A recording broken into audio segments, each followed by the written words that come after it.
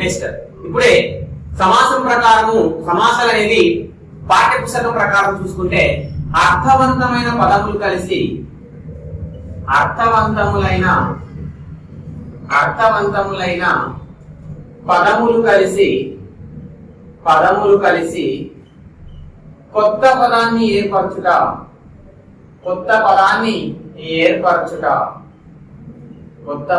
ఏర్పరచుట సమాసం. ఇక్కడ విద్యార్థి స్థాయి అనేది తక్కువగా ఉంటుంది కాబట్టి సమర్థవంతములైన అనే దాని బదులు అర్థవంతమైన అని తీసుకున్నాడు. కాబట్టి అర్థవంతమైనటువంటి వేరు వేరు పదాలు కలిసిపోయి మనకు కొత్త అర్థాన్ని ఇచ్చేటువంటి కొత్త పదం ఏంటి? అర్థవంతమైనటువంటి రెండు వేరు వేరు పదాలు కలిసిపోయి వేరొక అర్థాన్ని ఇచ్చేటువంటి ఒక కొత్త పదం ఏర్పడడాన్ని ఏమంటాము అంటే మనము సమాసము అని పిలవడం జరుగుతుంది.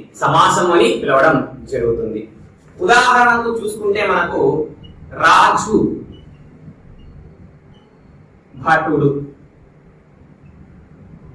రాజు అంటే ఒక అర్థం ఉంది, భటుడు అంటే ఒక అర్థం ఉంది. కాబట్టి వేరు వేరు అర్థాలు కలిగినటువంటి ఈ రెండు పదాలు కలిసిపోయి మనకి ఏం ఏర్పడింది అంటే రాజభటుడు అనేటువంటి